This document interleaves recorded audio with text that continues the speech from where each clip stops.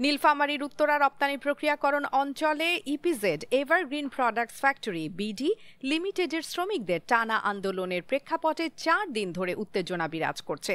সোমবার কারখানা কর্তৃপক্ষ নোটিশ জারি করে অনির্দিষ্টকালের জন্য প্রতিষ্ঠানটি বন্ধ ঘোষণা করলেও আন্দোলন থামেনি।